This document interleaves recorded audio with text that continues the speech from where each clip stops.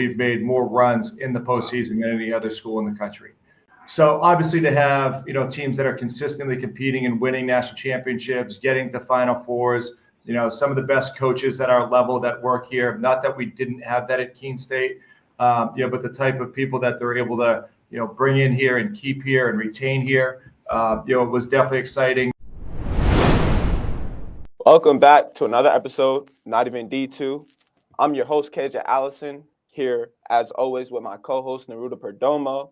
We got a great episode for you today. But first, Ruda, I see you back in Utica and college. So talk to me about, your plans for NYE. We're recording on NYE, and if you have any New Year's resolutions. Yeah, right now, like you said, I'm back in Utica. We started practicing yesterday. So we have our first conference game on January 7th. So we've just been preparing. We're just going to start preparing for that.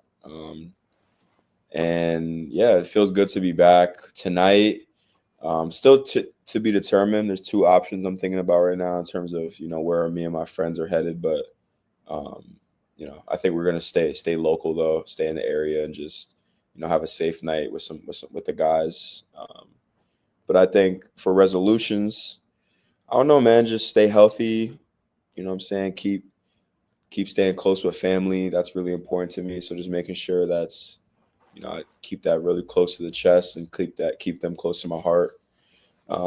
Make money and keep growing the pod, bro. That's pretty much it. No, I feel that. Make money, keep growing the pod. I'm with that. Yeah.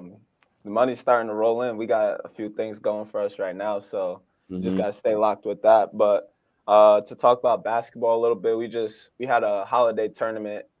We're with Albright College. We beat Albright the first day, which is a great win. And I don't know if that had an effect on day two, but we got smacked by Muhlenberg.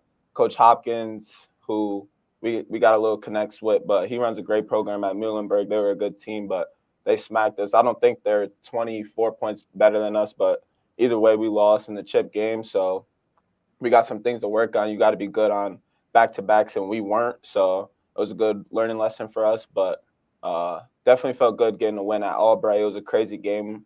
1-2. It was the longest 20 seconds of my life. They were like turnovers, fouls, everything. So yeah, definitely good to get a win out there. But would you think of playing like PSAC schools? I don't know if they're in the PSAC, but playing like Pennsylvania or like out-of-state schools like that. So they're Albright. I don't know what college, or they're in the MAC Commonwealth, and it seemed like they were just like an athletic, like get after type of team, and that was definitely like they were trying to bully us, which credit to them. We caught the dub, but Muhlenberg, I don't know if this is just like the Centennial, but it was like a lot of spread offense, 5-out concepts, and it was challenging to guard. We had to get out of the man early, and we went into zone, and they lit that up even more. So I don't know if that's just a Coach Hopkins scheme or if that's like a Centennial type of thing, but it definitely was different basketball compared to like New York basketball. I don't know if it's just strictly concepts, but it definitely was like a little bit different. Yeah.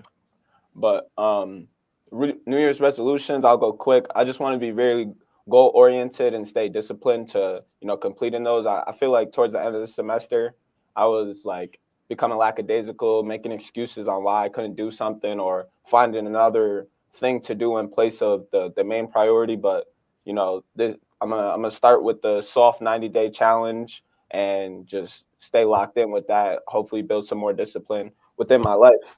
But definitely hope Not Even D2 keeps growing. It's been a great journey this year, and we're back to it right now. Like starting the new year, we got Coach Cain, who's leading Coach Hopkins right now. They're 4-4, going into Centennial play. But I mean, he's just been a winner throughout his career. I mean, one of the GOATs at WPI, and then he coached at WPI with Chris Bartley, a legend in the game. And then he went to Keene State, and that's kind of where Coach Cain grew his platform. He was a really good coach, leading Keene State to a few really good years in the LEC. And we talked about a lot with Coach Cain, so I want to hear what you got to say about Coach and this episode. I thought it was a great episode, man. I had a really good time talking to Coach Cain. Shout out Coach Cain for being very patient with us too. We had we've been trying to schedule this episode for the last couple of weeks, and just because of final schedule with us, or Johns Hopkins traveling schedule, it just we had to keep putting it off, but we finally got it done, and I'm excited we did, because like I said, it was a great conversation. I mean, back-to-back Little East champions at Keene State, right? They went to the Elite Eight with Coach Cain. They went to the Sweet 16, and that with that year, when they had Jeff Hunter, Brito, Nate Seau, Spencer, all those guys, and then they went to the Elite Eight with Ty and them when they lost to Babson in the national championship. So he's been around, man.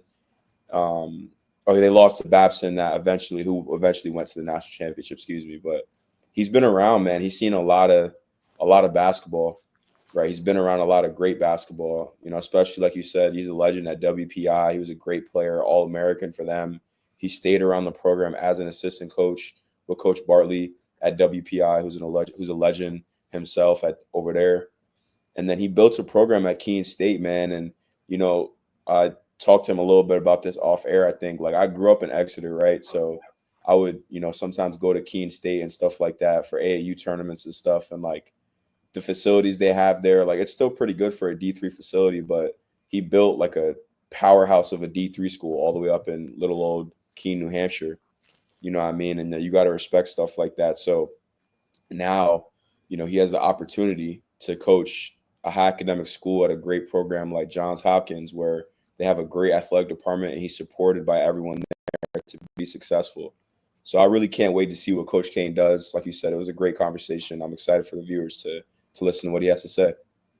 Yeah, I mean, Coach Cain is a winner. I said that earlier, but what I think is one of his best traits in this coaching game is his ability to adapt. And why I say this is, like, WPI to Keene State, that's a crazy difference in schooling. Like, WPI is an academic and engineering type of school, and then Keene State, I don't want to profile anybody, but it's a lot different from engineers. And then from Keene State to Johns Hopkins, now you're moving from Keene State to one of the highest academic schools in Division III. And throughout all three schools, I mean, he's just in his second year at Hopkins, but 3 programs he's been a part of, and he just continues to win and win and win.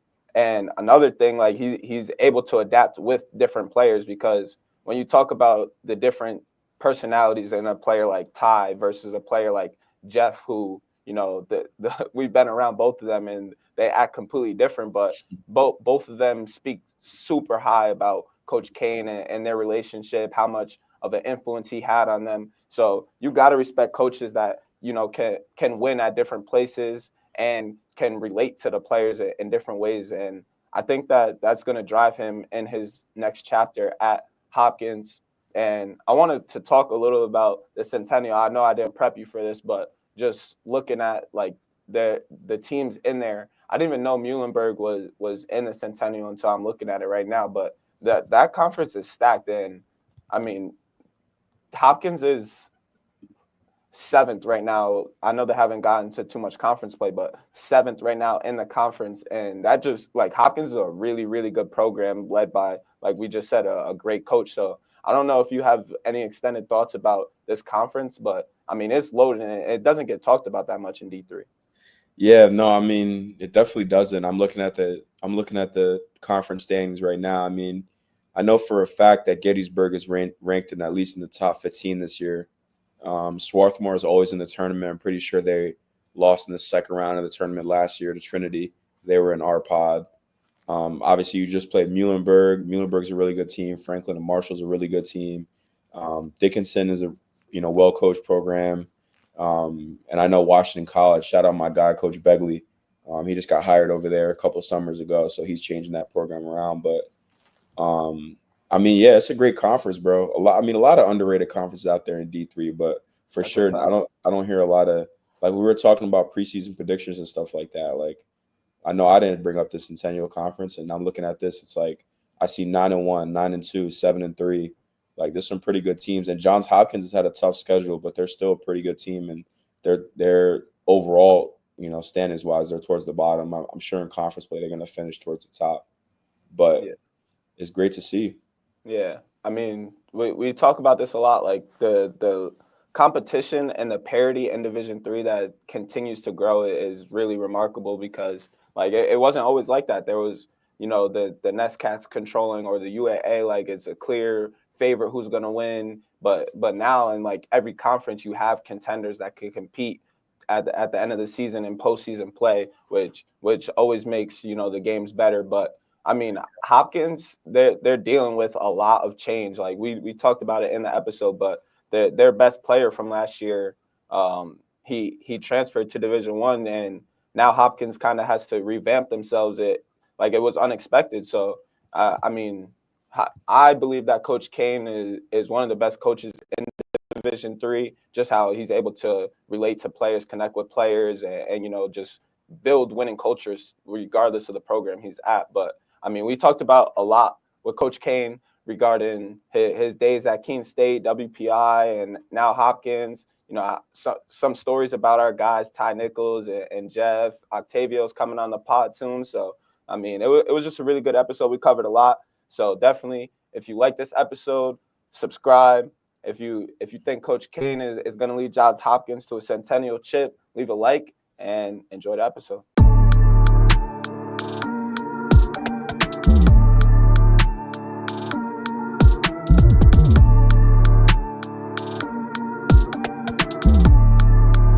All right, we are here with Coach Cain. How you doing today, Coach?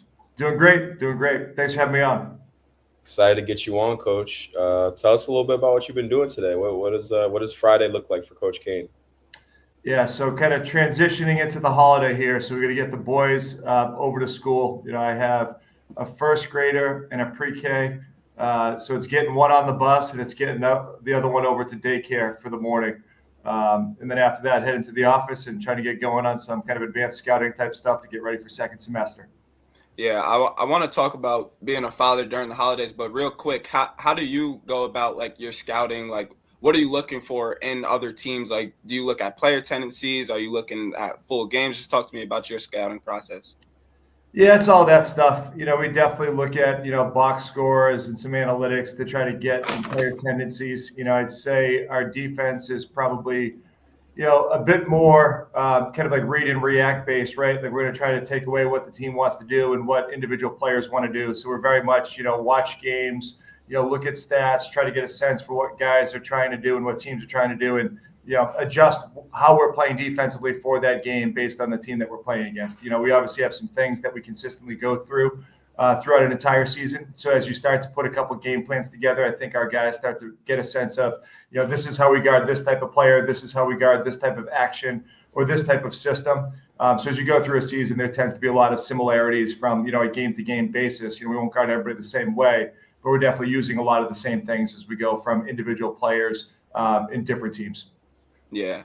So I've been thinking about that a little bit, like just talking to various coaches. Like I feel like some of the, the cultures or the programs that are winning a lot are the teams that they don't have to switch so much of their game plan depending on the opponent. It's like our stuff is relatively the same, no matter who we're playing against. So I can definitely see that a little bit. Yeah, you don't want to make it too complicated, but you also don't want to be so simple that teams can kind of pick up on your tendencies, come up with a game plan, and attack your defense in a way where you're not ready to adjust. Like I think everyone's going to kind of come in with game plans to try to figure out ways to get good shots.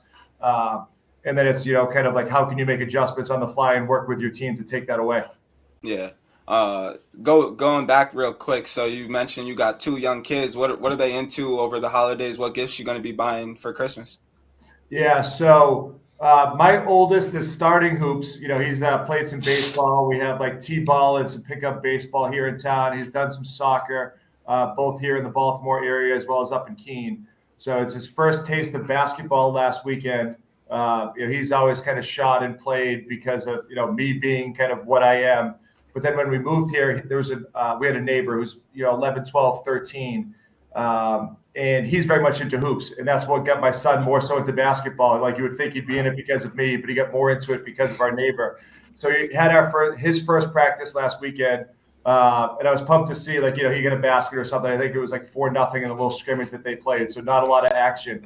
But it was great to see, like, he was like old school defense, right? Like, active hands, sliding his feet, He went from like guarding the ball to guarding the ball to guarding the ball a little bit too much.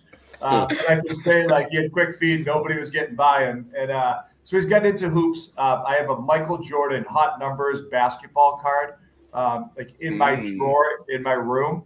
And every once in a while, like he'll go to that and take it out, and he like asks me questions about like basketball cards and what they are and what this is. So I ended up getting him like a set of basketball cards from like the year that like that hot numbers Jordan card was from. I basically got him that pack. So we'll spend like a 1 pack a day for a little while after the holiday. Open up some cards. But that was something we got him. I think we got him a silent basketball. Hopefully he doesn't watch this pod before the holiday to spoil the surprise. But yeah, so we're into that kind of thing. He's very much into sports, very active. Definitely a lot of what he's getting probably revolves around like being outside and playing sports and doing things like that. And then, our younger one, it's amazing. You see it, right? Like my brother and I are a lot different, and our 2 kids are definitely a bit different. The other one's a lot more timid and shy, but also like kind of the rule breaker, whereas our oldest is a rule follower. John had a Christmas list, right? About 15 things.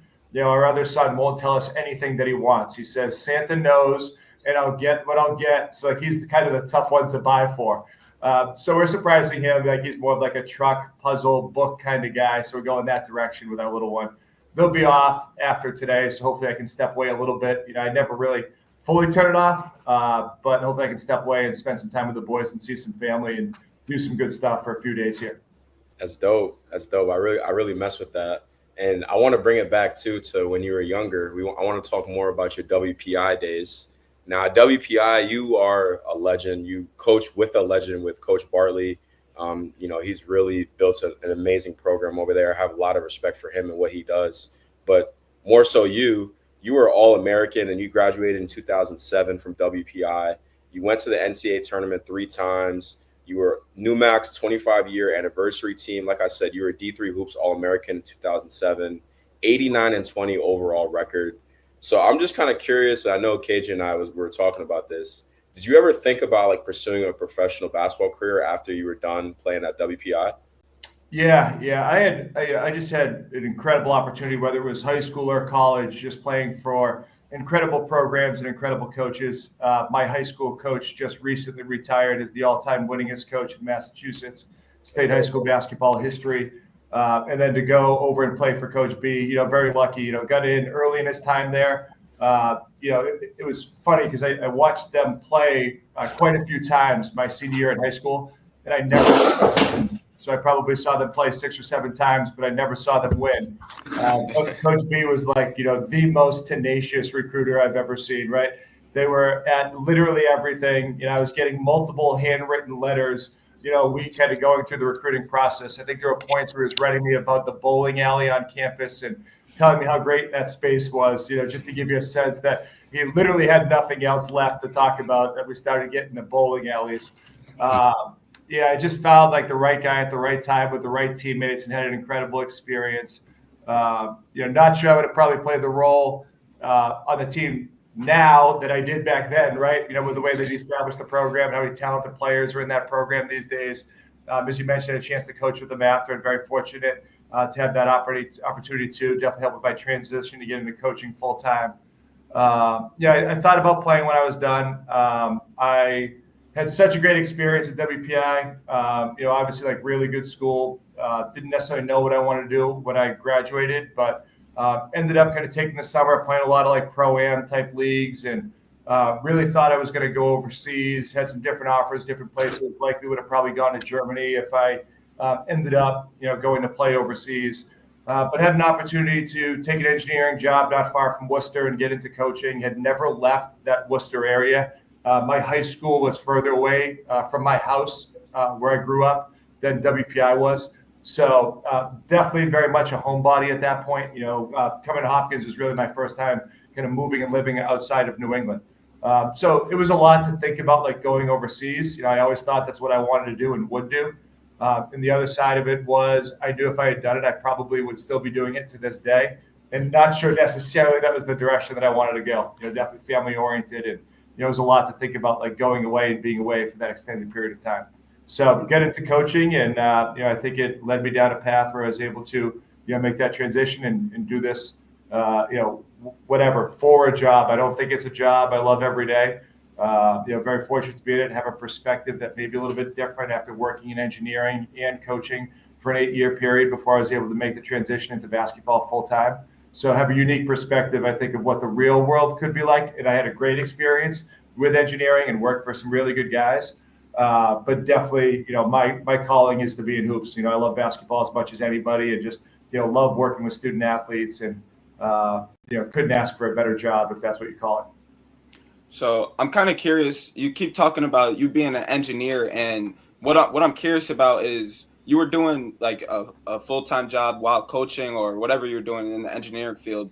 Is there any similarities or things you were using in one field that would transition into the other, or what was that like? Because I'm a communications student, and that's the biggest part in basketball, especially as a point guard, just being able to lead your guys, communicate with everyone on the court. So did you notice anything that engineering helped you with? Yeah, I mean, WPI engineering, like there's not a lot of, writing, aside from the major projects that you did, there wasn't a lot of writing that we kind of focused on. A lot of it was obviously, science and numbers. And I think these days, with where analytics has gone, where you see basketball has gone, obviously the talk, now is too many threes and viewership is down because of it.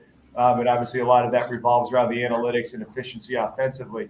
I do think there's similarities in terms of those numbers, right? And digging into those numbers and using analytics to build your defense and your offense and make decisions as you go throughout games, or even just, practice to practice and the things that you might need to work on. So that's probably the biggest thing is, just being a numbers guy and enjoying and loving those numbers and using those numbers in a way to inform decisions. And I think, with engineering, you're definitely very structured and regimented. And I think, in coaching, all the different things that are on your plate that you have to manage your time around, definitely help from that standpoint as well. Yeah. And I want to go back to, WPI days. So you were on staff for 8 seasons. You guys made the tournament 6 out of those 8 seasons. And in all 8 of those seasons, 20+ win seasons. So like continued success. I saw like from your playing career and your coaching career there, you have like a over 75% winning percentage, which is just absurd. So what was it about like WPI, or what Coach Chris Bartley was doing that allowed you guys to be so successful during your time playing and coaching there? Yeah, he's just an old school kind of guy in terms of like work ethic, intensity. Like he was very process oriented. You could see his passion for the game of basketball, literally every rep, every play. And I think, same could probably be said about, the way I played basketball. I think it was a really good match that way where, neither of us took possessions off. We didn't really do walkthroughs in high school. So by the time I got to college, I treated walkthroughs almost like they were, games. And I'm like diving out of bounds for balls, like falling into ball racks. I maybe shouldn't have said dive. It's probably more of a fall. Probably wasn't always the most coordinated guy as I got fired up. But it was just a guy that was like very passionate about everything, every single rep, every single practice, everything we did at a high level. And I think that's the type of player that I was and the type of coach that he is. And it was a really good, complement to each other, I think, to really try to build the foundation of WPI basketball. And I think the same can be said for Coach B today. He still hasn't taken a possession off, still hasn't taken a practice off. He very much is process oriented. That consistency is the hardest thing to do in sports. And obviously, he's found a really impressive recipe for that consistency. A team that is consistently winning 20 games, having opportunities to get into the NCAA tournaments and make runs in the tournament. No one's done it better probably over the last, 20-something years that Coach B has been the head coach at WPI. I think they're in the top 3 or 5, if not higher, in terms of winning percentage over that duration. So very impressive what he was able to do. And it was a really perfect match for me with, kind of how I approach the game as a player. Coming out of high school and into college, it was the perfect match just in terms of that intensity and, the level of competition that I think he expected, that I was looking for, that we were able to kind of, build that foundation together at that program. You talk about the intensity and consistency, and it brings me back to, so I actually play, so I'm from Exeter, New Hampshire, and I play like in like pro-ams, or like not pro-ams, but like summer tournaments down in like Boston and stuff like that. And some of the WPI guys will be like playing at these tournaments, and even like a summer league, like these guys are still like playing hard as hell. And Coach B will sometimes be at the games, like at the top of the stands, just like watching them. You know what I'm saying? And it's interesting. You could just see how much they respect him and how much, knowing guys on that team, how much they do want to play hard for him. So I'm hearing everything that you're talking about for sure. Yeah, it becomes a lifestyle, right? It's not something that you do for like one possession. It becomes something that you do in everything you do on the basketball court. It's just the culture that he's created there that it definitely, extends. It's those lessons that you learn by playing for someone that extend, for the rest of your life that you can apply in everything that you do. And it's not something you turn off when you're done playing for him. It's something that you keep going. It's why I probably don't play as much these days. When a couple years ago, when my son was first born, I was playing in men's leagues, and it was actually against some WPI guys. We're playing the championship of a men's league, right? So a couple of my WPI guys bailed on me, and I was a little bit past my prime and forced to play in back-to-back games, including the championship game. So I was trying to do a little bit more than most other games that I was playing at that point in my life. And I ended up going like over a handoff on an under out of bounds play. Could not turn it off defensively. The way I played it, whenever I was 32, is the same way I played when I played for Coach B.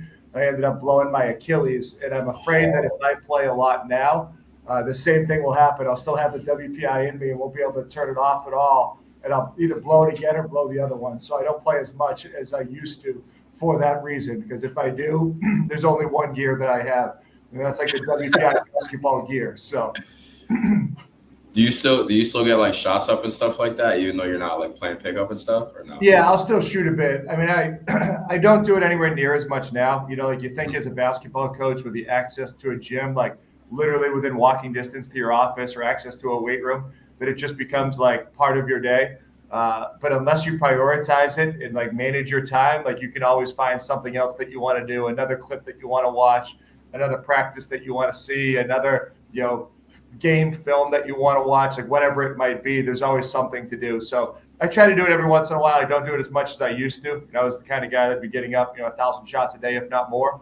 But safe to say I don't do that anymore. And, I really enjoy it when I can, but don't do it as often. But what I really do look forward to is getting out with my son, like my kids, like, shooting around with those guys, rebounding for them, playing some one-on-one, doing those kind of things. So that'll be, I think, the extent of my basketball moving forward, is probably my time with my boys.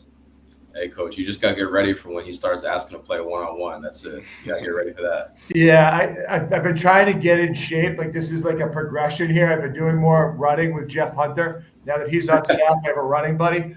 And that's all in preparation for those one-on-one games with my kids. I can't embarrass myself. That's amazing. I love that.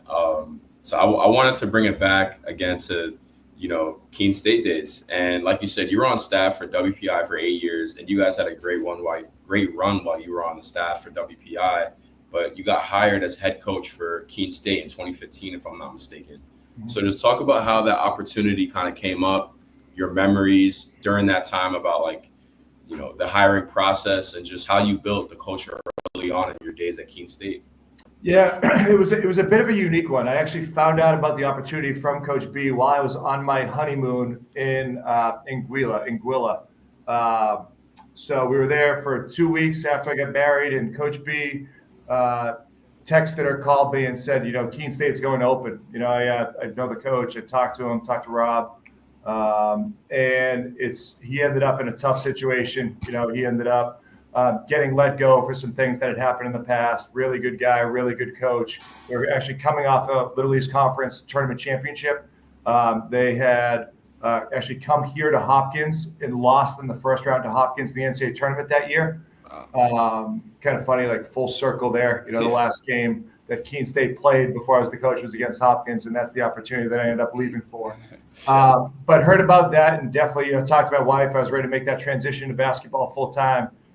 In a kind of a unique situation where they weren't going to open the job on a permanent basis. They were opening it up on an interim basis, and really weren't even putting it out there. They were kind of taking applications kind of behind the scenes. They didn't have an athletic director at the time. The athletic director was let go with the coach that was there previously. So the VP of Student Affairs ultimately was the hiring person in that situation. Coach B emailed him for me, and as soon as Coach B reached out, I got a response that they wanted to speak with me. Went through a pretty quick interview process there. I'd say really the thing that probably put me over the top was I connected with the players during my interview. And probably one guy in particular, Nate Stitchell, was kind of the pulse of the team at that point. He's a guy that's actually in basketball himself now. He's the director of player development for FDU. So he's at the Division I level. He was an assistant at Keene State last year with Jeff, and then got the opportunity over at FDU this offseason. He was in a great place. Had a chance to watch those guys play Nova the other night. So I think that was probably the thing that put me over the top, was the connection I made with the guys during the interview process. Inherited a really good team, like I said, a team that had won the conference championship the year before. Brought everybody back, but their leading scorer, Tom Doyle. So I had a really veteran group of returning guys that I think had high expectations. We started off and it looked easy early. We won our first 7 games and we were cruising, scored 100 a couple times. We were playing fast, playing reasonable defense and scoring a lot. And then in the 8th game, we had one guy missed the game with a concussion. We had another guy tear his ACL in the game. Our starting point guard was Lucas Hamill, whose father was the head coach at Merrimack for quite an extended period. And he had a very similar personality to his dad. So we struggled that game. We lost for the first time. We had all those injuries, and he was a little bit frustrated after the game. So he decided to take his frustration out in a metal locker. And safe to say the metal locker won that fight. So he ended up missing quite an extended period of time. So we went from, being small and athletic and fast, and then basically in one game had 4 or 5 injuries, and some of those being either season-ending or extended periods. So we went from being small and fast to playing 5 guys that are 6'5" and bigger. We had 2 or 3 centers on the court at a time. The next game that we played after losing to UMass Boston was against UW Stevens Point. They were coming off a national championship. We played a game against those guys. I think that was a double overtime game. Lost to Loris the next night in a similar type game. And we ended up going from 7-0 to 13-10. So over that next stretch, we were 6-10. So at first I thought, I left, engineering and left the, WPI, a lifestyle that I was pretty comfortable in what was, a can't lose situation almost. And then, you go through some speed bumps with all those injuries and a little bit of a rocky time, and you go from 7-0 to 13-10. It's what did I do? Did I put myself in a bad spot where I'm not going to get this job on a permanent basis? But luckily, with Nate and those older guys on that team, we had incredible leadership. We had a kid on that team by the name of Nichols, who guys have probably seen in the TBT. And it was kind of neat because, obviously we had to really rely on Ty a lot more. He wasn't starting as a freshman for us because of the talent that we had with that group, the number of returners that we had. And then with those injuries, we slid him into the starting lineup, and he really grew as a player. It ended up being the guy as a freshman that we put the ball in his hands in the conference tournament championship game every time and let him make plays and make decisions, which is probably pretty rare, in a team that's that good in the championship game to have that kind of player. So we were lucky that in some ways we did go through what we went through because, it gave him the opportunity, I think, to grow and develop maybe in a way he wouldn't have otherwise. So guys got healthy. We ended up winning, 7 games in a row, including the conference tournament championship and the first 2 rounds of the NCAAs to get to the Sweet 16. So after what was a little bit of a rocky kind of middle portion of our season, ended up being a really successful year. Got the job on a permanent basis. Had incredible success early with that group, that veteran group, kind of around Ty and the guys that were already there before Ty. So we were in the NCAA tournament 3 of those 4 years when Ty was with us. Made multiple Sweet 16s, won multiple conference championships, and had a great run. And then after Ty graduated, we had one kind of tough year. But that tough year was a really good building block kind of for the team moving forward. That was Jeff Hunter's freshman year. Went out to Great Lakes and, kind of got our butt kicked in that tournament, tournament that I think is as good as any at our level. Kind of gave us a sense of what, the best teams in Division III look like. Got some really good pieces around Jeff, kind of went through COVID, with that young group. And then, kind of on the backside of COVID, coming out of COVID, had, a really talented group with some very good players that figured it out and came together and had a nice run, to finish up my time at Keene. So nothing but fond memories of Keene State. Great place to coach, great place to play. The environment at Keene State is a really cool one. It's a real college town, and the community really rallies around the program. So lots of sold out games and cool environments to play in. at Keene State. Still that way, obviously, to this day. It's kind of crazy, like the stories you just brought up, because we talked with Ty and Jeff, because we were at the TBT with them. We talked with them, and they basically were telling us the same stories about, like Jeff was talking about how his freshman year like was very beneficial for the next 4 years of his college career, just because like you guys weren't that good. It taught him a lot. And then, I'm glad you brought up Ty, because I kind of want to talk about him. Like you said, you gave him the ball, and that's where Ty flourishes. And one thing I wanted to bring up, you were talking about how like at WPI it's constant, like bring your all, do it all. It doesn't matter if it's a game, practice, but Ty's the opposite. Like he said he's not really good in practice. He didn't really care about practice. So how was that coaching him? Because you have this like determination, and you might be screaming at guys in practice, but Ty's just like chill, relax, like I don't really care. So what was that like coaching him early on? Yeah, safe to say there was definitely some of that passion that came out towards Ty early in his time at Keene State. When I took over the job, the coach before me, Rob Colbert, just an awesome guy, did a tremendous job at Keene State. He had a lot of early morning practices, so we kept some of those early morning practices. The schedules were strange. As I took over, it was really hard to find practice time. So we had a lot of 5:30 a.m. practices. And if you talk to Ty, you probably get the sense pretty quick. He's not a morning guy. He's not getting up for them. I can't even tell you the number of times that, he was late, where we had some issues with him, relative to those early morning practices, and how many times the team spent running for him. There were some challenges there, like there was a bit of a disconnect between him and some of the other guys at times, but I think everyone saw his talent.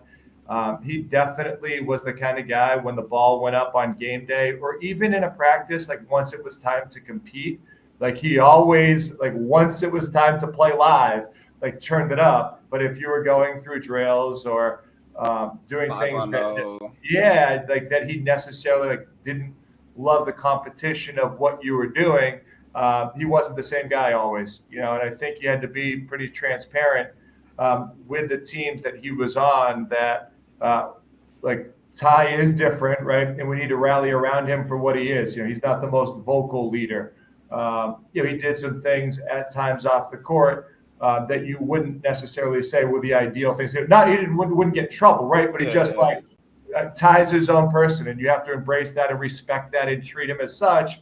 But also like make sure that the standards are clear, right? And like if you're going to have a guy like Ty, you need to embrace what he's great at and acknowledge maybe what he's not as good at, right? So Ty might not have been the best drill guy, but if you needed Ty to guard any player on the other team, he would do it in a second. Ty was the guy that got every loose ball. Ty was the guy that got every rebound when the game was on the line, right? Ty was the guy that made every right decision. Like he averaged 28 points a game as a senior, but he was incredibly efficient. Shot over 50% from the floor, shot over 40% from three. A guy that made 7 threes as a freshman, made like 8 threes in the first half of a conference semifinal game and shot over 40% as a senior.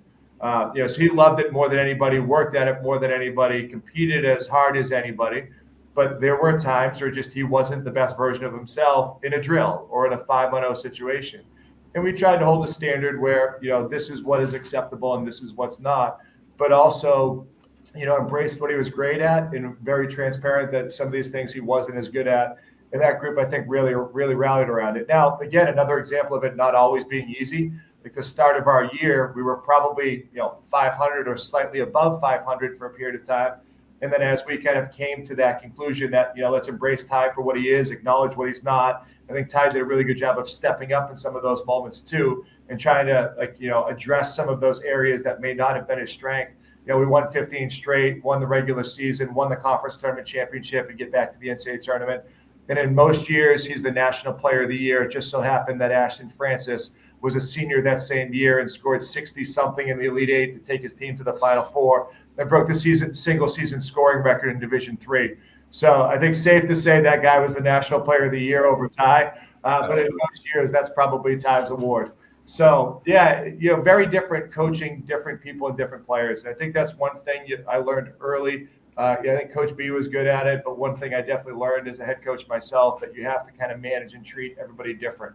I don't think you can change what the standards are, but I think in terms of how you coach people, you can coach them a little bit different while not sacrificing what those standards are and being really transparent with your group. I think everyone, like if the information's out there and you don't hide things from your team and you're all working for the same thing and care about one another to accomplish a common goal, then I think you can manage things different as long as you're not sacrificing what those standards are and holding, one person to this standard and another person to that standard. That's where I think you can kind of muddy the waters a bit. As long as you're transparent and rally around guys, in a positive way, then I think you can work towards that common goal. Yeah, I mean, shout out to our boy Ty, because he's going crazy right now overseas. And also shout out to you because, a lot of coaches want to have that presence, like, no, this is my program. Like, if you're not going to follow my rules or do it exactly my way, then, I might sit you for a game. But Ty's like a basket. He can guard. So why would you take your best player out to prove an example when that's, like, ultimately going to negatively affect the team? And like you said, he wasn't doing nothing that's, like, getting him in trouble or anything. So I got a lot of respect for both of you. And, moving on. So I want to talk about a different group. So the Jeff and Octavio, like that dynamic duo, but, they kind of created a dynasty at Keene State. They're trying to go for 4P right now. You weren't there last year, but, you won back-to-back LEC championships with them. First year in 21-22, you guys were 21-7. The next year, 28-2, which was a crazy year. So I just want to hear about, those 2 years and the luxury of coaching great players like Octavio and Jeff. Yeah, I mean, really, really fortunate. Obviously, I think Octavio was kind of the missing piece of that group. Like we were good without him, but you bring him into that group. You have Jeff, obviously, with the size, the athleticism, just an incredibly great leader, something that I think he really learned and developed himself. He deserves so much credit for the type of person and type of leader that he became. Something we had talked a lot about, and he took it to an extreme that I never could have imagined and couldn't be more proud, to see what that growth looked like over his career. Had an awesome group of guys around Jeff. Like the class below him was just, fantastic players, fantastic people, perfect additions to the program that fit really well. Then you bring in Octavio, who, was kind of that COVID recruit that, is good, but you're not sure how it's going to translate because, you can watch a guy on video all you want, but don't have a lot of opportunities to watch him play live. His high school, he played like point center for his high school. And I think he did so much. It was COVID and he got out of shape from COVID. And it was really weird to kind of think about how his game would translate and what his role would look like. We knew he was talented. In conversations early, it was really going to be his motor that I think impacted his ceiling early on in his time at Keene.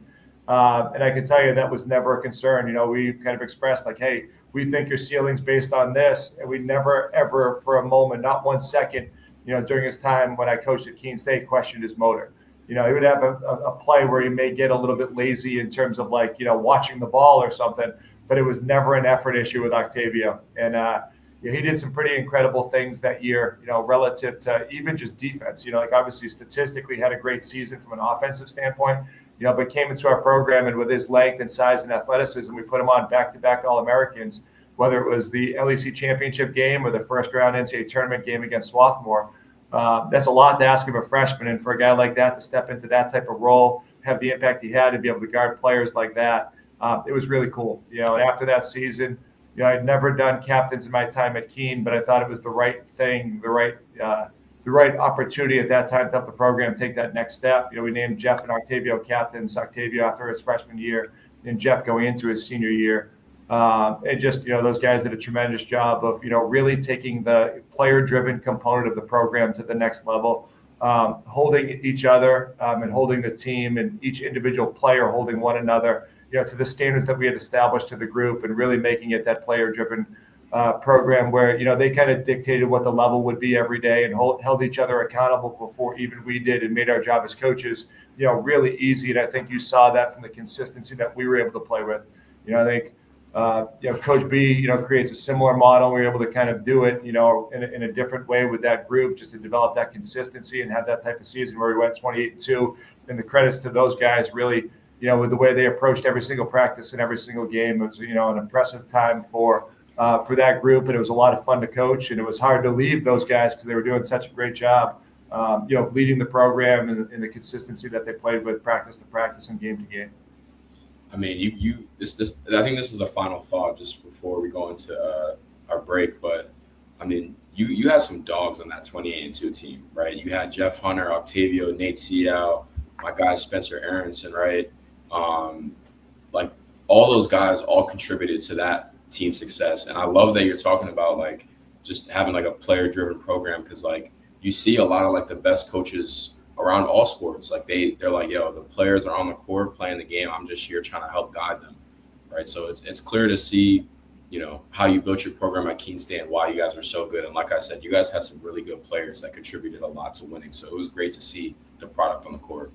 Yeah, I think you have really good players, you have really good leaders, you have really good people. Like that's a recipe for success if you can get guys kind of coming together and working towards that common goal and really, on their end, developing standards that they felt like they could hold one another accountable on a daily basis. I was fortunate to be a part of it and really enjoyed it. Yeah. So we got a lot more to talk about your next chapter at Johns Hopkins. So stay with us while you take a quick break. All right, we're back. So you left Keene State after, the 2022-23 season where you guys finished 28-2, a great year, and you left for Johns Hopkins. And I want to hear about this whole process, like what you were thinking, why you took the job, how it felt, like how you went to the guys and tell them, like, I'm taking another job. You were replacing Coach Lofer, who went for Cincinnati, I believe. So just talk about that process. And I have my own thoughts about, like, why you would do that. So I want to hear from the source, because it was talked about a lot, like after you took the job, like what was he thinking, all that. So let's hear about that. Yeah, lucky to have Coach Leffler right down the street. He's at Loyola now, so he's literally like a mile or two down the road. So this is his home for sure. This area, the opportunity came up, and Hopkins definitely functions a little bit different. It was a very fast process. Sometimes at the Division III level, though the searches can take a long time. There's stuff from a human resource standpoint that can really drag these processes out, and this search was covered probably maybe a bit atypical for Division III searches. Like, I don't know why, for whatever reason, like people were talking about it and it was out there maybe a little bit more than most. I think that probably helped with how quickly, Jen, the AD here, tried to move with this search, not to, keep things going for an extended period. But Hopkins, obviously, I think everybody knows how good of a school it is. Everyone knows it from a medical standpoint. Not everyone would necessarily know that it's the best Division III athletic department in the entire country. We have 2 Division I sports here with men's and women's lacrosse, but our athletic department here at Hopkins has won the #1 athletic department in Division III, the Directors' Cup, for the last 2 years. So that award is given to the department that has the most postseason success of any athletic department in Division III. So we've made more runs in the postseason than any other school in the country. And so obviously to have, teams that are consistently competing and winning national championships, getting to Final Fours, some of the best coaches at our level that work here, not that we didn't have that at Keene State, but the type of people that they're able to, bring in here and keep here and retain here, it was definitely exciting. The administration and the number of people that we have and the resources that we have to support our programs at a place like this, definitely are a bit different, right? We have Big Ten lacrosse, so that's obviously very unique for a Division III program. Our varsity weight room is one of the best in the country. That administration the staffing from an administrative standpoint that we have here, was definitely a lot different than what I had during my time at Keene State. When I was at Keene State, actually at the time that I left, the athletic director position was in transition. So we didn't have a single dedicated administrator when I was at Keene State when I left. And here we have a number of people that support our programs in those type of roles in addition to the AD that really make your life as a basketball coach much easier, right? My job here at Hopkins is really to coach basketball. We definitely, try to contribute outside of kind of our sport in ways that you can from a department standpoint or even across the university. But in comparison at Keene State, I was doing a lot of the sponsorship and fundraising for the department. I helped run the golf tournament for a number of years in my time at Keene State. I was on the enrollment management committee responsible for first-year recruitment of all first-year students for the college. I was, meeting with athletic administration and the president during that AD transition when I was leaving. I was helping to manage the investments in athletics that Keene State was making when I left. So I'd be getting ready to go play Swarthmore. But I'm also meeting with the president to talk about, those investment dollars, where we plan on putting them, and trying to justify, what sports we might add or what we might do with that money. And safe to say, what I do on a daily basis here is a little bit different than all of those other administrative tasks that I had at Keene State. Like I said, love my time at Keene State, but definitely a different opportunity here, to have full-time assistant, to, focus my time more on basketball, to get into a different region, to have the type of support administrative that we have here, to get into the high academic space, obviously at one of the best schools in the entire world. So it wasn't an easy decision, but as you kind of weighed those factors and looked at the opportunity that was here, and looked at how good all of the programs here are at Hopkins, it was an opportunity, and, I look at it as one of the best jobs in Division III, regardless of sport, but obviously one of the best Division III basketball jobs in the country. So hard to leave, but also, great opportunity that I felt like as we evaluated it, couldn't pass up. 100%. I mean, I didn't know that the men's and women lacrosse team were part of the Big Ten Division I. That's actually super dope. And but I always knew that the Johns Hopkins football team, they're really good. And I know about Final Four right now, baby. Mhm. Final Four right now. Yeah. Yeah, we're going to Mount Union. Yeah, they're traveling to Mount Union today. That's gonna be a crazy game tomorrow. Yeah, it's gonna be a crazy one. We've had wild games all year long. The guy who was our starting quarterback to start the season had a season-ending injury. So we have our backup QB that started, senior James Ranello. He's been awesome. He's had an incredible year. But our defense has really been amazing. It feels like every single game, end of the game is spent with our defense in the red zone, having to make a stop. The last game, our game against the Paw, they got the ball at the 1 with 20 seconds left on first down. Spiked the ball to stop the clock, had multiple plays from the 1-yard line to try to beat us. And we ended up getting a stop. They tried to run a play on fourth down, didn't get off in time, got a penalty with a runoff, and that ended the game. So hopefully our defense can hold it down again this weekend. Hopefully it doesn't require another red zone stop for us to win. Hopefully we can get a little separation from Mount Union, not have to rely on our defense in that situation. But I'm sure if that's what happens, I'm sure we'd be just fine with it if that's what it came down to again as well. So. Hey, shout out to my guy BJ Hill. He's the defensive coordinator at doing an incredible job. Yeah, I know his dad, so he's doing a good job over there. So good luck. Yeah, first year as the DC. Yep, first year as the DC. He's got us in the Final Four, doing an awesome job. Yep. That's fire. And like I said, being surrounded by that type of environment where, we had the SUNY Cortland head coach on, and SUNY Cortland has a great athletic program where their teams win the SUNYAC and make the NCAA tournament year in and year out. And he talks about how, being part of a motivated and well-known, well-accomplished athletic department rather, and what it does for his motivations, and how he coaches his team. We want to be, one of the best teams in the department, you know what I'm saying? And we want these other teams to be good too, but it all he says there's a bunch of alphas in the athletic department at Cortland, right? So definitely love seeing when Division III programs can have success across the board. Yeah, one of the things the AD mentioned to me during the process is that my office would be across the hall from the 2019 national champion in volleyball, next to the baseball coach that was coming off a national championship game appearance. They lost in the last game of the year in the third game in baseball in the World Series.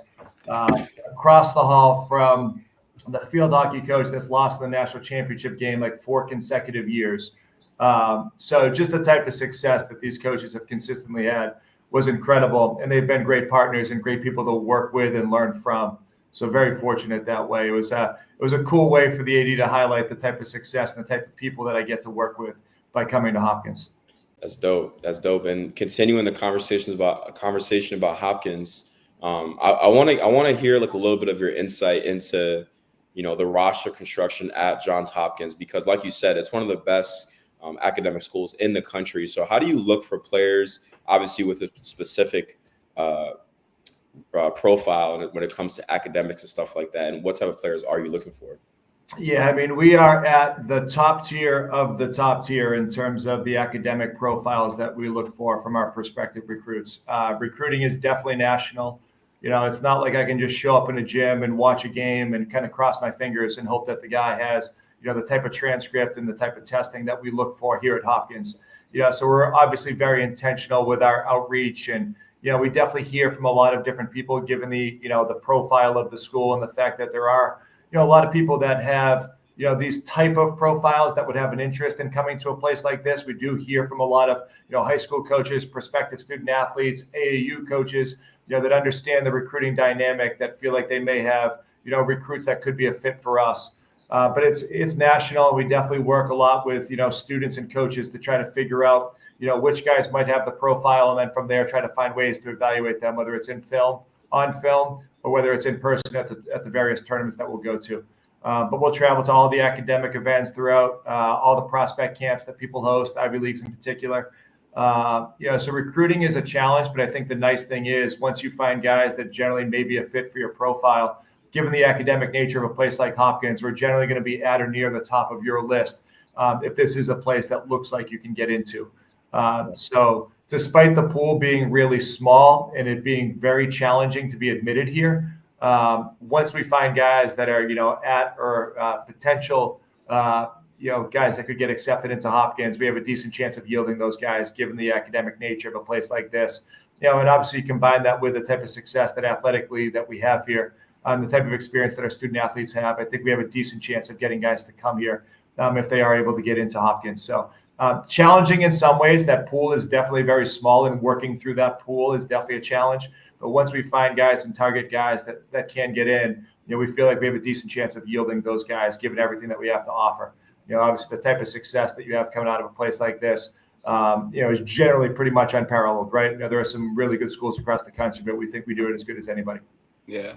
A lot of people kind of think that if you coach at one of these high academic schools like a NESCAC or Hopkins, that it makes like the recruiting harder, which definitely could be true. But I actually think that it doesn't make it easier, but there's pros to it, because you can also involve yourself in kids that, you know, might be thinking about going D1, like to a Harvard or to a Yale. Now they're thinking like Johns Hopkins. Yeah. They're thinking about like that could be a possibility. So your pool might be smaller, but you can reach, you know, maybe higher level talent. And yeah, I do think it's cool that, you know, if a guy can get in here, you know, there's a decent chance that we may be the top choice for that person, you know, which is different than some places, right? You know, like recruiting some guys that we end up getting at Keene, Jeff Hunter, a perfect example. You know, I probably watched Jeff play 40 to 50 basketball games.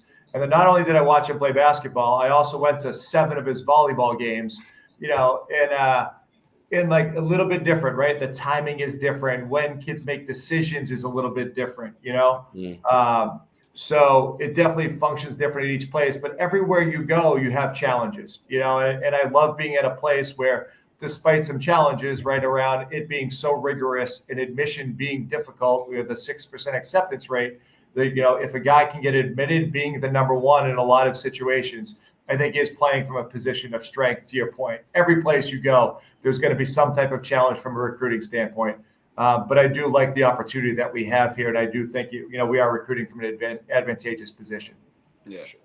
So this past all season, you hired your former player, Jeff Hunter. It's kind of interesting, the parallels. Like, you played for Coach B, and then you were on his staff, and now Jeff played for you, and now he's on your staff. But I kind of want to hear about this process hiring Jeff, because like we were with him a few weeks before the news came out, and he didn't mention to us anything about coaching. Like, he was still playing D3 TBT, and he was looking for like overseas contracts. So I want to hear like when you guys started talking about this might be a possibility, and also how your relationship kind of shifted now that he's on your staff and it's not a player anymore. Yeah, it's funny. So I very much kept Jeff in the loop as I went through the process at Hopkins. You know, I didn't hide anything at all from him. Like, he was someone that very much knew what was going on, what was happening, what I was interviewing, kind of as things shifted and it looked like I might get the job. He was one of, obviously, outside of my family, probably the first person that I talked to. And he was the kind of guy, like the kind of person that he is. He was one of the people that very much said, Coach, like, I don't want you to pass this up because of me. I think you need to take this. And then my goal someday is going to be to come work for you, and that was him going into, his 5th year, with that COVID eligibility, him saying that, not sure that everybody would kind of feel that way, just shows you the kind of person and how mature he was at that point in his life. I very much trusted him to have those conversations, knowing they would stay between us, and really fortunate to have that kind of player that was that mature. We were able to have those type of conversations going through that process. So kept him in the loop with everything, and I don't know if he knew it would happen as soon as it did, right? Necessarily, in terms of first year out coming down here to work for me, but couldn't be luckier where it worked out that way. Definitely thought he might go play overseas. Was trying to help him with the process as much as I could from down here in Baltimore. Obviously getting connected with the TBT, playing in the TBT, having a couple of those highlight dunks that he had. Thought something might happen there from an offer standpoint going overseas. But after that tournament, one of my assistants last year ended up leaving to go take a full-time spot in the NESCAC. Noah Tyson, going to Wesleyan. Can't take the NESCAC out of a NESCAC guy. He played at Colby and was definitely excited to get back into the league. Did a great job with us, my first year here, his first year in coaching. He was another guy coming off a playing career and a really good one. Finishing at Colby, scored 1,000 points at Colby, having a great career at Colby. So I was lucky to get him down here, lucky to have him with us here with us last year. But then once he, made that move and I kind of evaluated what we might be looking for, I had some great conversations with different people. After the TBT ended, mentioned to Jeff that, I got to move on this position and do need to hire someone, and, thought like, hey, where are you at? Would you be interested? It was probably the right time to say, it's kind of now or never. If you want to do this, let's do this. I respect the fact if you want to play. And he probably is a little bit similar to me, right? Like, going to Keene an hour and a half from home was like, him leaving the country, right? Like, it was that dramatic and drastic for him. At the end, as he was making his decision, he was considering an option closer to home.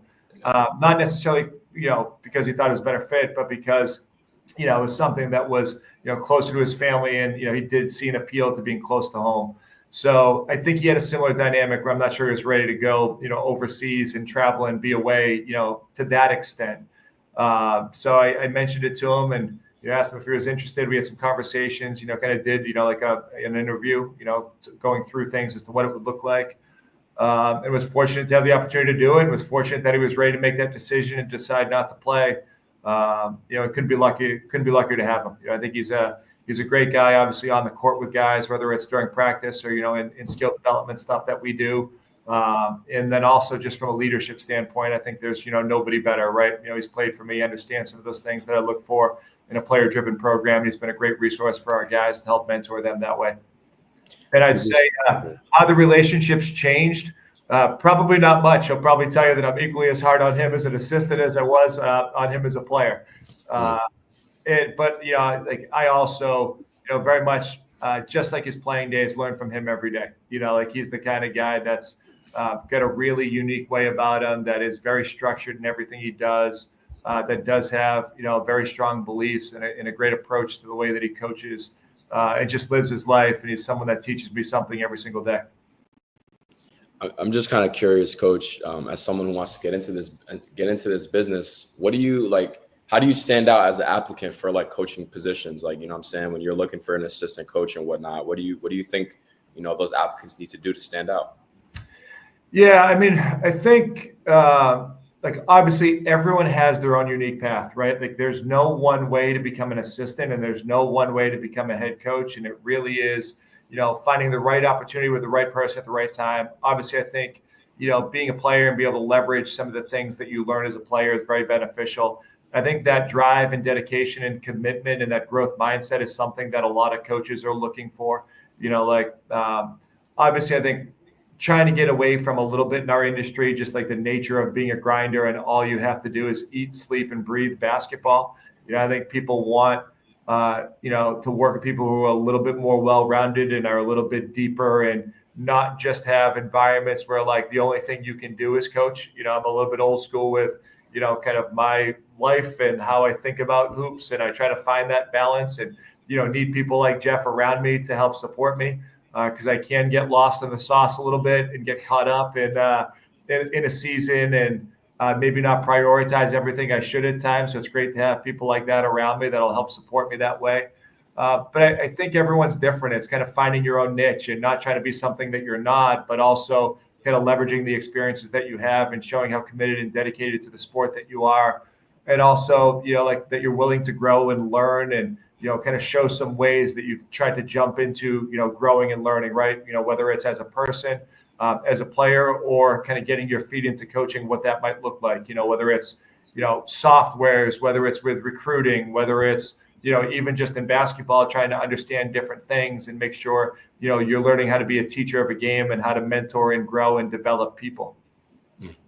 That's great insight. I appreciate that. I want to shift the conversation back to Johns Hopkins. You had a player transfer, Brayden Fagbemi. He was a freshman. He was an elite player for you guys last year. So I was just kind of curious, like, how do you replace that production from a key guard like Brayden who transferred out? And also, like, how much did you know? Like, did you know that he was going to transfer? Like, did you know that was something that he was thinking about? Can you kind of talk to us about that process for him? Yeah, I think Johns Hopkins is the kind of place that you come to because of what it is, right? Where ranks something like a top 10 school in the entire country.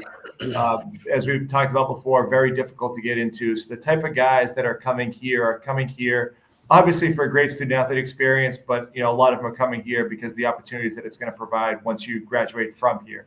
I think Brayden probably came here for those reasons, but then, as he went through his freshman year and as we got into kind of the off-season stuff, I didn't have any idea that he was going to leave us. I didn't know that was a thing. We were talking about, what kind of his sophomore year would look like and how he would grow and develop as a leader, as a point guard, as a player, on and off the court.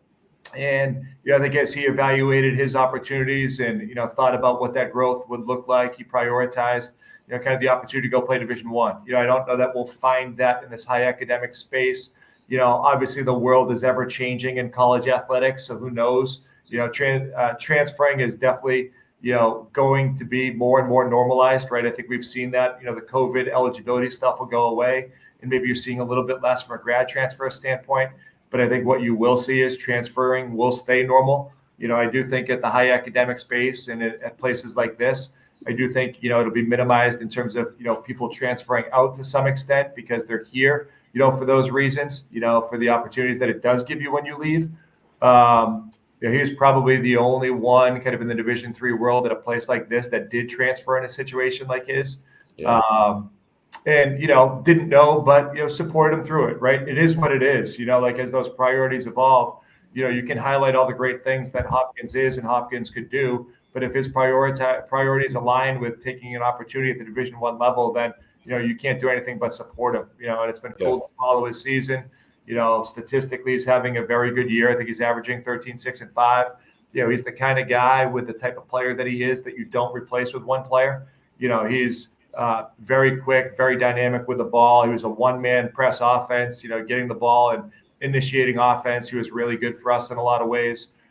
So I don't know that you're going to find a guy that's like a one-for-one replacement for him. So, we're definitely trying to replace him by guys stepping up in different ways, not one person stepping up to fill the role, multiple guys stepping up and doing different things. It's early in the year. I still think we're trying to find kind of our identity as a group and figure out like how to go about replacing him in some of those ways. We have some really good players, but, right now, our guy, John Windley, he was having an incredible season for us. There's a lot on his plate, at times probably too much in terms of, bringing the ball up and initiating offense, but also being the guy to make the play and make the decision to make the shot. So it's finding the balance to take some pressure off of him and figuring out who can step up in different ways to do some of that. So it's been fun to follow Brayden, and cool to kind of work through the dynamic, like you said, of replacing him. Because it's not just, okay, Brayden leaves and now this guy comes into that role. Yeah. It's can step up in all the different ways and kind of help us with some of the things that he was able to do well for us last year. Yeah. That's another shout out to you, because like as a coach, your role isn't to, hinder the athlete. You're a player's first coach. So if he has an opportunity to play scholarship basketball and an opportunity to play Division I high level, he's getting minutes, doing a great job. So like I know that affects your program, but at the end of the day, like he thought that's what's best for him. So like you said, it is what it is, and just support him through it. But yeah, we want guys here that prioritize everything that we have to offer, and his just shifted enough where it made sense for him to make a different decision, and we can't fault him for that, Yeah. Respect. So this is gonna be the last question, and you guys right now are 4-4. You lost by 2 to Swarthmore, lost by 4 to Eastern, lost by 3 to Salisbury. So 3 out of your 4 losses are 1 to 2 possession games, which I know that hurts, but kind of what have you seen from, film that you're going to start improving, or improvements that the team needs to make for the second semester? And also, I know this is your first recruiting class, so just talk about that and the importance of, this class being able to have a winning season and how that kind of elevates the program moving forward. Yeah, I mean, I think overall we're in a really good spot. I think it's staying true to the process and not being results based. Even that, Wisconsin lacrosse loss that we had, that wasn't kind of that small margin from, a final score standpoint. It was a 1-point game with 7 minutes left. That's a team that I think is really good and will compete for a WEAC Conference Tournament Championship this year. So we've definitely, we've played some good games, right? We played John Carroll. They were number 3 in the country. Their point guard got hurt in the game that we played, and I know has, an injury that may keep him out for a while. Hopefully not the season. Hopefully it could get him back. I don't know where that stands. But I think when we played those guys, they were one of the better teams in the country, and we generally controlled that game for 40 minutes. So I think our highs have been high. I do think there's been a little bit of inconsistency. We talked about Brayden moving on as a transfer. We also graduated 6 guys and had 6 guys kind of move into their careers. So we've had a lot of transition from last year to this year. I think we have some really good players, and I think we've had some really good moments this year. And I think we're good enough consistently to play with anybody. But I do think there's been a little bit of inconsistency with our group game to game. Some of that could be just the different styles that we're playing against.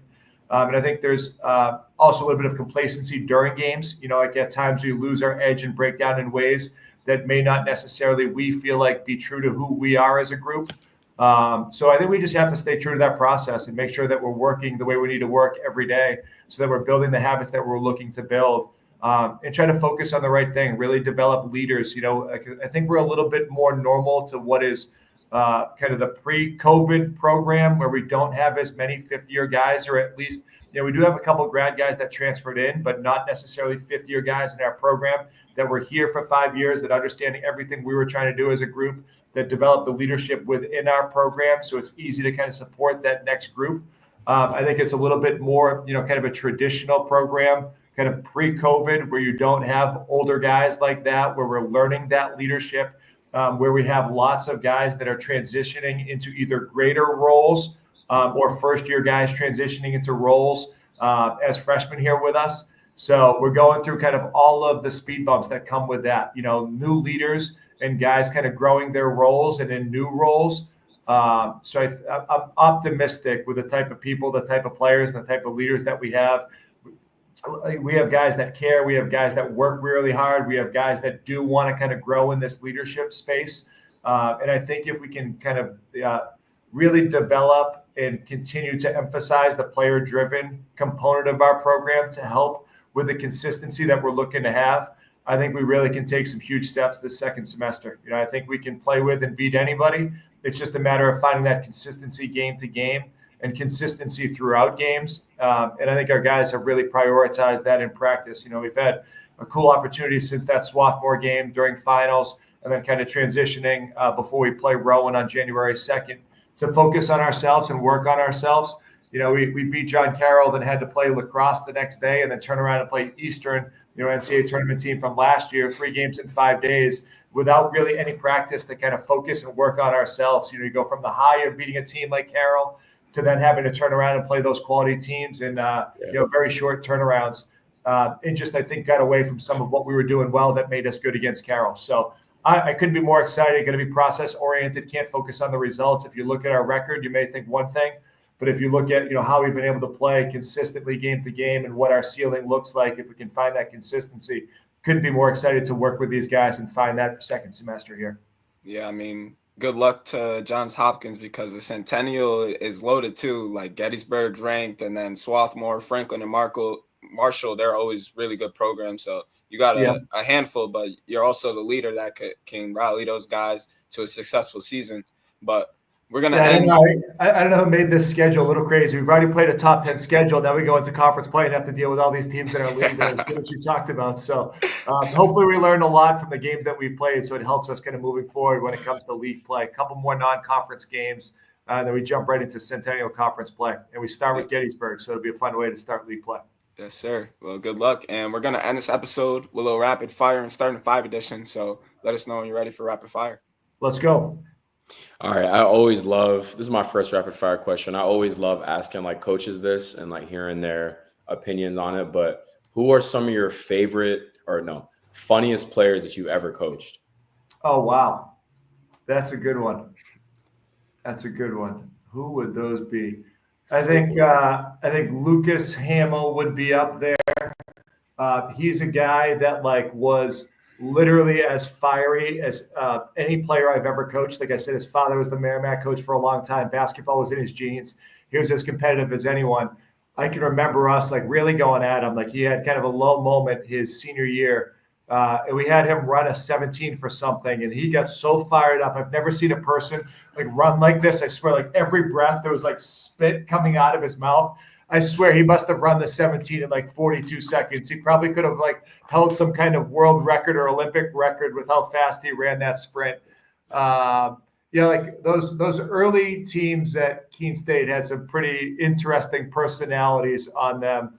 And we definitely had some guys at WPI through the years. It's tough to pick out individuals, but I'll also say Coach Bartley, right? Everyone sees him as this fiery guy on the sideline. They don't see him as the guy that my entire sophomore year referenced anchor man in every single practice and made jokes every single day.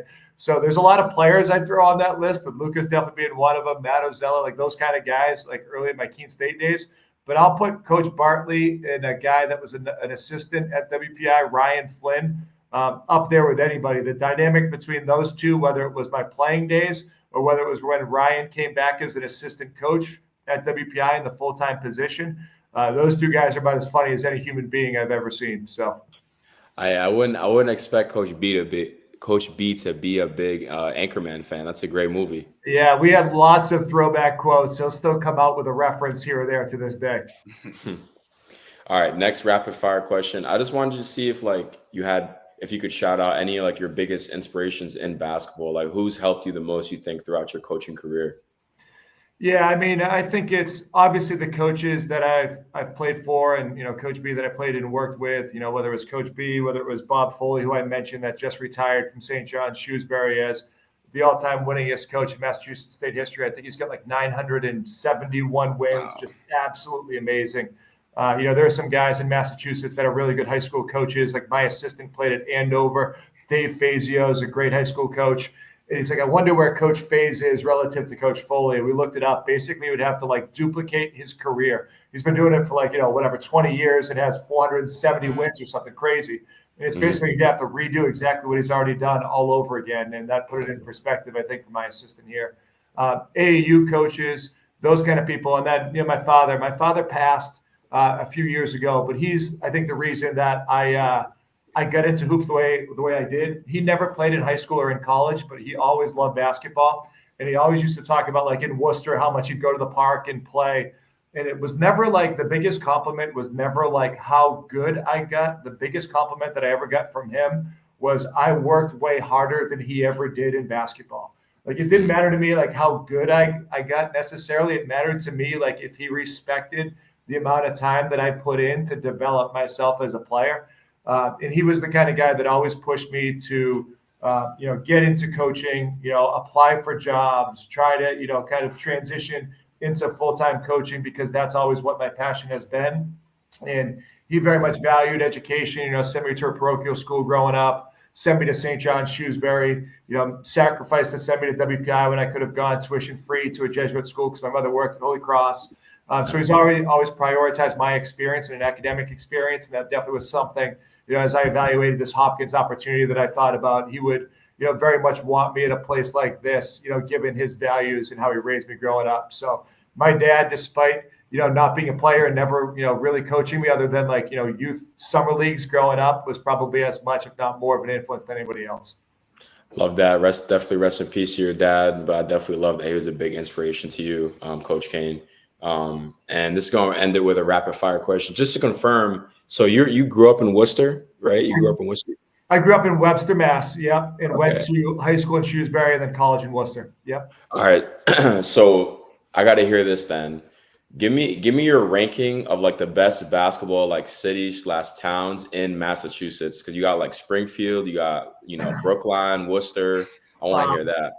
Wow. I mean, obviously Boston's had some dudes through the years, right? In and around Boston, you got some guys, Bruce Brown now, guys that are studs, right? So I probably give the edge as a starting point to Boston, but if we exclude Boston because that's the major city, right? I can think of Springfield dudes. So there's Travis Bester guys, right? That have been pros that are really good. But, Worcester to me, if you use Worcester, even from just a high school basis, with the Jimmy Moores and the Mo Hortons and those kind of guys that I grew up with, either playing against or watching play. I definitely give, and this is biased because I've coached some really good, this is biased based on my playing experience more than my coaching experience. I give Worcester an edge over Springfield only because I think of the passion that I have around those guys that I played against and watched when I was a player. The guys from Springfield that I coached will definitely hate me on that one, right? Ty's going to come at me. I go be tight, yeah. He's gonna be saying he can get buckets against any of those dudes from Worcester, right? But then there's been kind of random small pockets of places, right? Acton Boxborough. Not everybody's gonna have Acton Boxborough jumping out at him as a basketball hub. But I'll give Sam Longwell and Joey Flannery a little bit of a shout out, right? I had Sam Longwell as a player at WPI. We brought him in, and Joey ended up at Babson. I coached against him in my time when I was at WPI, and then he beat us when I was at Keene State in the Elite Eight, the year that Babson won the national championship. That was a good game. That was a good one. I thought we lost our edge a little bit after beating Christopher Newport the night before, but part of that probably was how good Babson was. Those guys were really good, and Joey was as good as anybody. Two-time National Player of the Year, just an absolute stud. Great to see him back at the Division III level. Coaching at Babson again, right? Nice to see him back kind of where he started it all after spending a few years at Villanova. Mm-hmm. So, kind of random places like that. The Springfields and the Worcesters jump out at you. But I'll mix in the Acton Boxborough shout out there for Longwell and Flannery. Right. Love it. I respect it. Well, we're going to end this episode with a starting five edition. So if you're a coach assembling a lineup, point guard through center, who's your lineup going to be?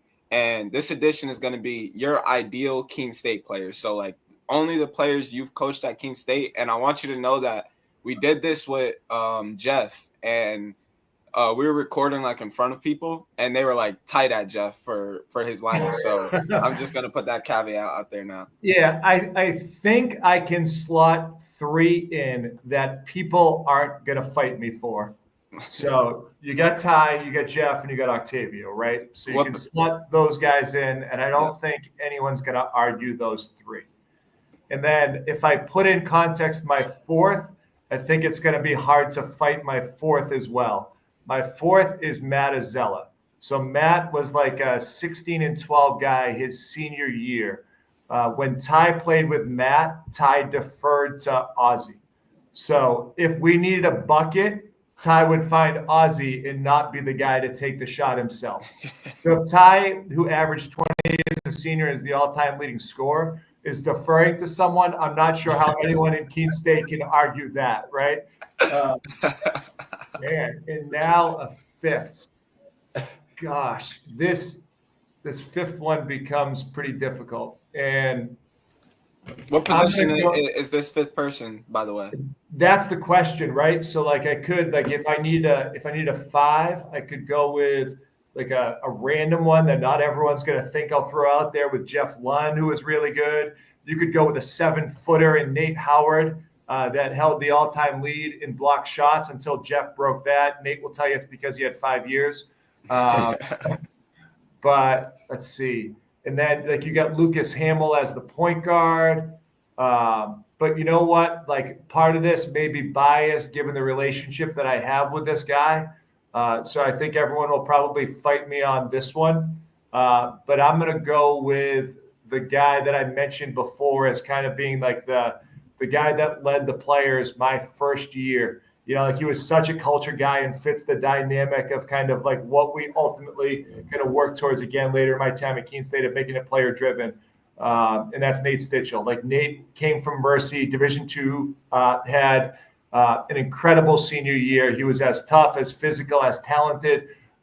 He was as team oriented as anybody, and really I think was the glue to that group when we had all those injuries of us staying together. So I'll throw Stitch in at the 5th. If I didn't, he probably would never talk to me again. So maybe that's the reason why I made him number 5, or at least that's the excuse that I'll make. I like it, Coach. I mean, that's you coach some studs at Keene State. That's a really good lineup right there. But yeah, we had some good ones. I could have named some other guys. There were some really good players that I coached through my time at Keene. But that's a pretty good 5 right there. 100%. Well, that's going to do it for another episode. Not Even D2. We definitely appreciate your time getting with us over the break. That's a lot of love, and looking forward to see what Johns Hopkins has for the rest of the year in the future. Yeah, appreciate it, guys. Good luck to you guys as well. Thanks for having me on. We're going to finish this episode with another segment of Only in D3, where Ruda and I give our experiences as a Division III student athlete, mostly a funny story. But this week, you know, we were on break, so maybe not anything specific, but more just like how break is as a Division III student athlete. And if you have any funny story, feel free to share that.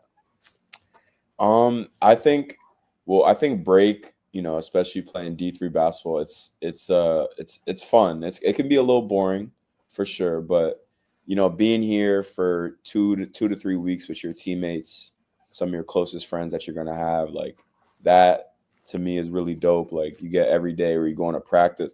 You're going to practice, you chill in the locker room, and then you get food after. And how the card situation works with us is that we have like a tax exempt card.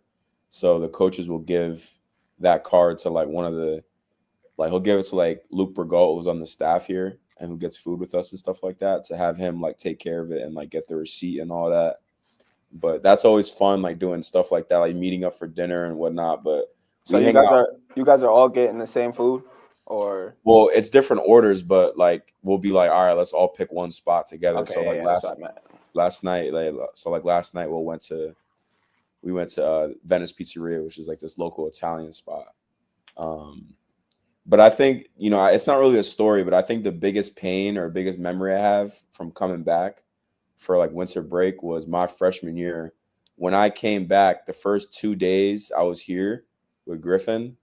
My freshman year, they didn't turn the heat on in the freshman dorms.